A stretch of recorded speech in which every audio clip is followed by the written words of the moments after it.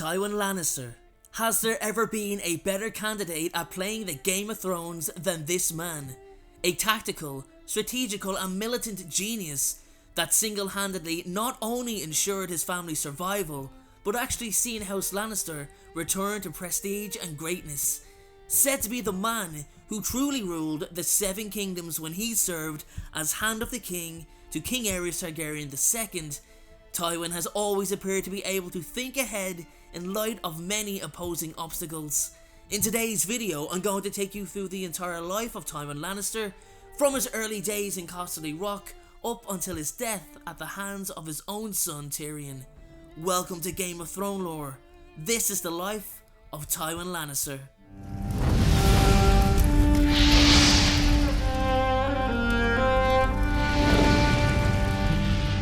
Tywin was the firstborn of Lord Titus Lannister and his wife, Lady Jane Marbrand. His early years were formative ones, shaping his mind and resolve for the life that lay ahead of him. Tywin was forced to watch his mighty house nearly be brought to ruin through his father's actions. His father, Titus, while a gentle and amiable man, was also weak-willed and eager to please. Loans went unpaid, and his bannermen did exactly as they pleased, mocking him in their cups or openly defying him. In the books, Tywin is described as a tall, slender, broad-shouldered man in his 50s. He has kept his head shaved ever since he started going bald, but grows out bushy golden side whiskers and has green eyes flecked with gold. In battle, he wears deep crimson armour highlighted with gold, with a cloth of gold cape. Tywin was a man that would always speak his mind. Even as a young boy, an early example of such was his sibling Jenna's wedding. According to Jenna, Lord Titus agreed to marry her to Aemon Frey, the second son of Lord Walder Frey. However, it was just to please Lord Walder. The betrothal was announced at a feast in 252 AC, with most of the lords of the West in attendance. Upon the announcement, it was met with anger by some, and just laughter by others. The rest of the attendees held their tongues. Only the 10-year-old Tywin spoke out against the wedding because he believed it was an uneven match, which is remarkable for a young boy to do so. Lord Titus later sent Tywin to King's Landing to serve as a royal cupbearer to King Aegon Targaryen V. At the royal court, Tywin befriended the young Prince Aerys and the heir to Storm's End, Steffon Baratheon. His cousin, Joanna Lannister, also served at the royal court as a companion and lady-in-waiting to Princess Rhaella Targaryen. During the War of the Ninepenny Kings, 11,000 Westermen under the leadership of Tywin's uncle, Sir Jason Lannister, who would sadly later perish in the war, were sent to fight beside the forces of the Iron Throne in the Stepstones. Tywin was already a knight by then and joined the Lannister force, as did his brothers Kevan and Tygett as squires. The young Prince Aerys Targaryen served as a squire during the war, and when he won his knighthood, Tywin was granted the honour of knighting his friend. House Lannister's reputation was low because of Tywin's weak-willed father Titus. Therefore, Tywin decided to take ruthless steps to rectify the situation and restore the family honour and fortune from its near ruin. Upon the return of Tywin from the Stepstones, along with his brothers Sir Kevan, who was just newly knighted, and Tygett Lannister, who, while still a squire, had distinguished himself well in the fighting, the three brothers were now battle-hardened from the war. They knew how their house was regarded by others under the misrule of their sire, and were determined to change that. Tywin took it upon himself the task of restoring his house's dominance. The young Tywin declared to his father that he was restoring House Lannister to its proper place. However, Lord Titus protested feebly before returning to the comfort and embrace of his current mistress, who was a wet nurse. Tywin began by demanding the repayment of the gold his father had lent out. Those who could not repay immediately had to send a hostage to Casterly Rock until their debt was settled. He charged his brother Kevan with the command of 500 knights who were all blooded and seasoned veterans from the War of the Ninepenny Kings, and had them rid the Westerlands of robber knights and bandit outlaws. Some hastened to obey, and Sir Harys Swift stated, "The line has awoken." Unable to pay the loan at the time, Sir Harys agreed to surrender his daughter Dorna into Sir Kevan's custody. Elsewhere, the collectors were met with sullen resistance and open defiance. Roger Rayne reportedly laughed when he read Tywin's edicts and counselled his friends to do nothing. Lord Walder Tarbeck unwisely chose a different course. He rode to Casterly Rock to confront Lord Titus, confident he could easily cow Titus to rescind his son's edicts. Lord Titus was not present when Lord Tarbeck arrived at court, but the young Tywin was, and ordered Lord Walderin imprisoned for his disloyalty. In return, Lady Ellen Tarbeck seized 3 Lannisters, 2 Lannisters of Lannisport as well as Stafford Lannister, whose sister was betrothed to Tywin, and threatened them harm unless her lord and husband was returned. This awoke Lord Titus, who was determined to get his late brother's son Stafford back alive, and ignored Tywin's suggestion that Lord Walderin should be sent back to his wife in 3 pieces, 1 for every Lannister taken. Titus returned Walderin unharmed and even forgave the Tarbeck debt to House Lannister, further weakening the position of the house. Tywin was determined to bring the overmighty and belligerent vassals to heel. Late in the year 261 AC, Tywin, who did not seek his lord father's leave nor even informed him of his intent, sent a raven message to both Tarbeck Hall and Castamere, demanding that they present themselves at Casterly Rock to answer for their crimes. Both refused, as Tywin knew and predicted they would, and chose defiance, rising in revolt and renouncing their fealty to House Lannister. Tywin rode forth himself, taking command of the Lannister forces, and immediately marched against the upstart vassals, taking the army he had already gathered prior to sending the raven messages. Thus Tywin took upon himself the task of putting down House Tarbeck and House Rayne for their defiance and to show the world that the line of Lannister was a beast to fear. Tywin crushed both vassal houses with ruthless efficiency, destroying both houses entirely so that even their lines were ended, leaving their ruined and shattered castles as a mute testimony to the fate that awaits those who scorn the power of Casterly Rock. Such was the brutality of Tywin's destruction of House Rayne that a song called The Rains of Castamere was written as a tribute to the event. When Lord Farman of Faircastle later grew to be troublesome, Tywin sent a messenger with a flute instead of a letter, and once The Rains of Castamere was played, Lord Farman caused no further trouble. Upon the death of King Aerys Targaryen II, the newly crowned King Aerys Targaryen chose his friend Sir Tywin as Hand of the King, impressed by the ruthlessness demonstrated against the rebellious Raynes and Tarbecks. Tywin spent much of his time at the court of King's Landing. His father, however, continued to rule the Westerlands for the next few years. Though still a weak lord, none of his other vassals dared cause trouble after seeing what his heir Tywin did to the Raynes and the Tarbecks. When Tywin's father Titus finally died of a burst heart in 267 AC, while climbing a flight of steps to visit his new mistress, Sir Tywin became the Lord of Casterly Rock and Warden of the West. Upon his return to Casterly Rock after hearing of his father's death, Tywin found his father's new mistress trying on one of his late mother's gowns.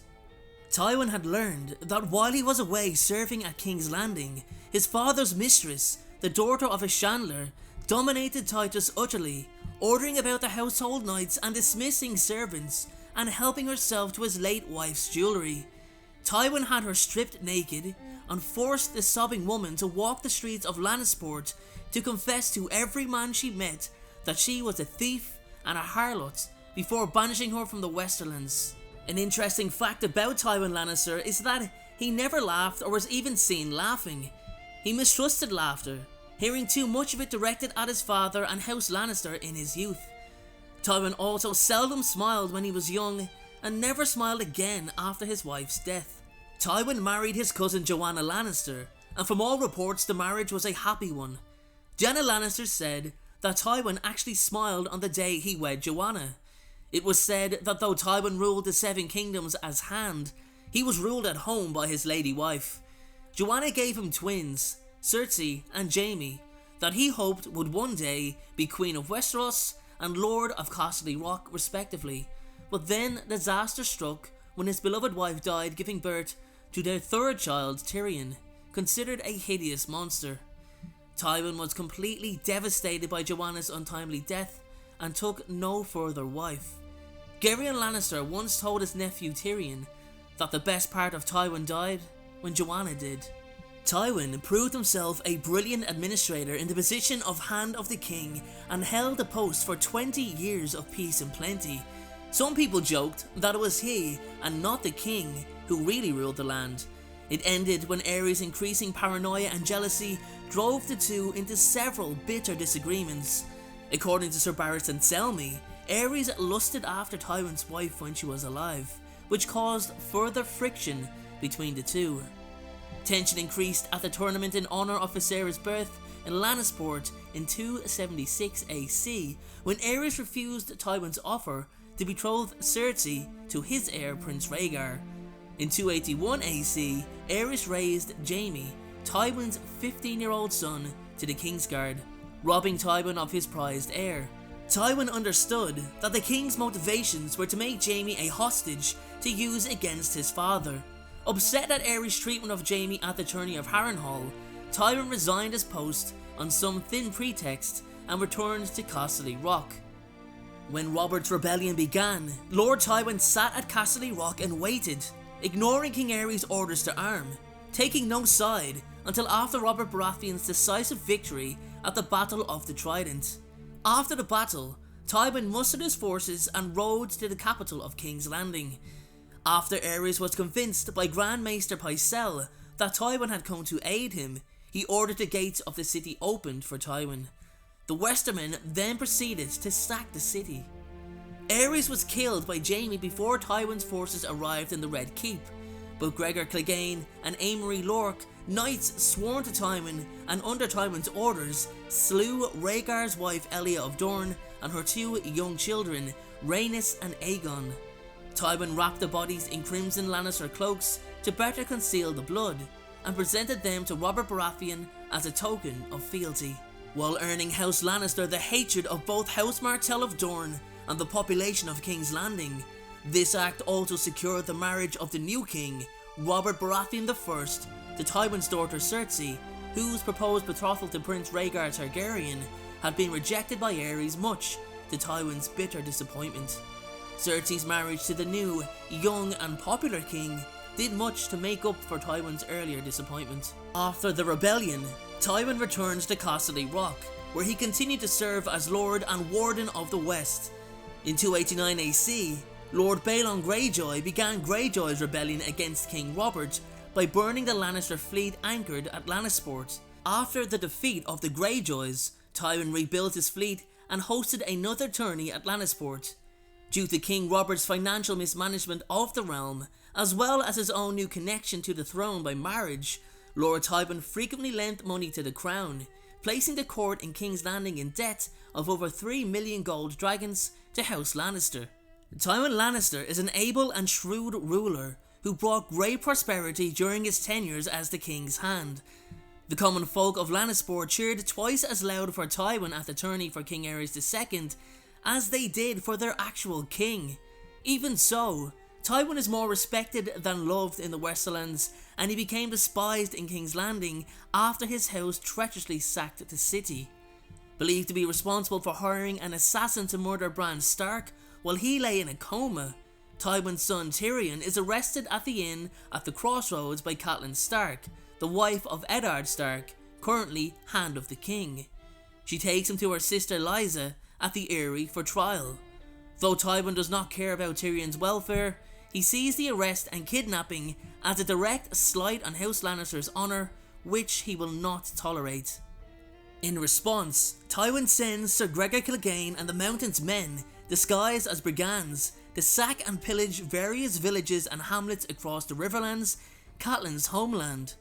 These raids mark one of the seminal points in what is to become the War of the Five Kings. Tywin's aim is to draw Eddard out of King's Landing, capture him, and exchange him for the freedom of his son. Eddard, however, is injured in a skirmish on the streets of King's Landing with Tywin's other son, Jaime, who was unaware of Tywin's plans, and Eddard sends Lord Beric Dondarrion after Gregor in his stead. When Beric's forces reach the Mummers Ford, soldiers of Tywin's and Gregor's attack from all sides, routing Beric's host. As the war gains momentum, Tywin's forces take the majority of the Riverlands and lay siege to Riverrun before meeting their first real opposition in the battle on the Green Fork. Just prior to the battle, Tyrion, having won his freedom from the Vale of Arryn via trial by combat and earned the loyalty of many of the Vale mountain clans along the way, meets with his father. Tywin sends Tyrion and his clansmen into the battle on the left flank, believing the undisciplined men likely to rout, but giving the northern commander, which Tywin believed to be the young and inexperienced Robb Stark, a chance to overcommit and be annihilated. The clansmen do not rout, however, and the northern commander is not Robb, but instead the more cautious and experienced Lord Roose Bolton. The battle is a Lannister victory, but it buys enough time for a separate northern force under Robb Stark's command to cross the Trident at the Twins. With the battle in the Whispering Wood and the Battle of the Camps, Robb is able to capture Tywin's other son, Jaime, and lift the siege of Riverrun. After the death of King Robert Baratheon I, Tywin is named Hand of the King for his grandson, Joffrey Baratheon.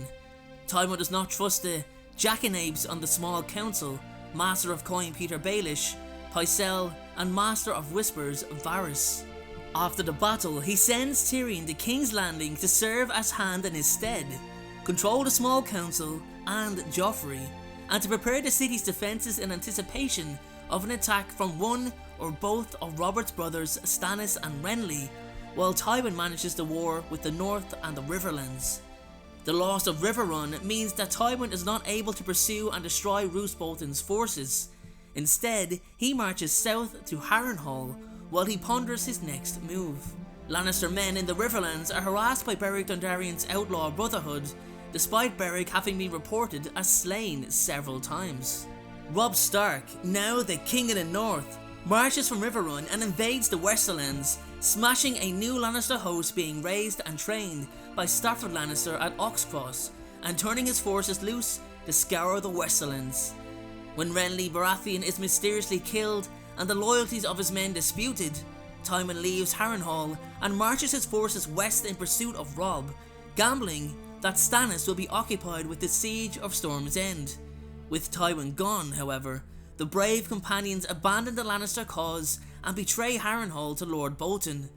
Robb and Sir Brynden Tully plan to lead Tywin's army on a long chase across the Westerlands, bleeding his forces and living off their lands.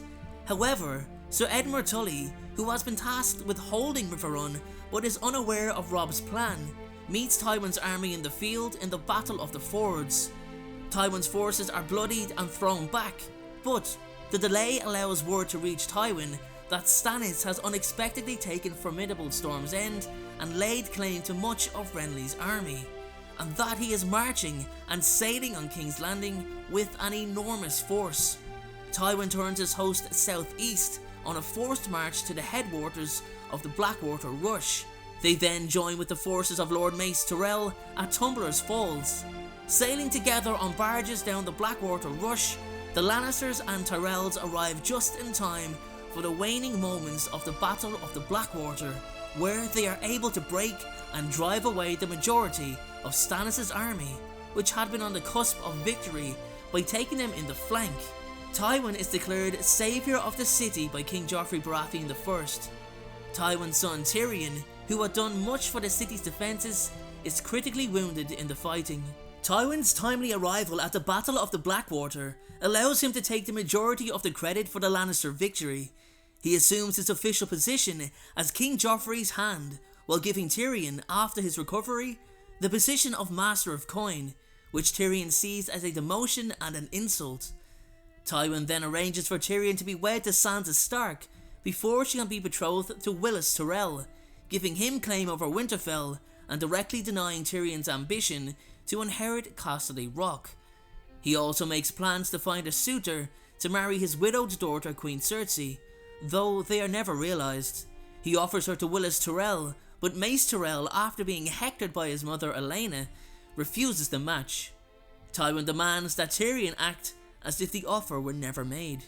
After learning that Robb Stark has unexpectedly wed Jane Westerling and that House Westerling has gone over to the Starks, he also communicates with Roose Bolton, who has now switched sides to the Lannisters after taking Harrenhal, and Lord Walder Frey, who sees Robb's marriage to Jane as an insult and a slight to House Frey, as it breaks a marriage pact Robb had previously made to wed a Frey girl. The Red Wedding is the direct result of their correspondence, which sees Robb Stark betrayed and murdered along with the vast majority of his host, effectively ending the war with House Lannister the victor. Tywin Lannister then has Ice, the Valyrian steel greatsword of House Stark, reforged into two long swords as gifts, one for Joffrey on his wedding day and the other to his son Jaime.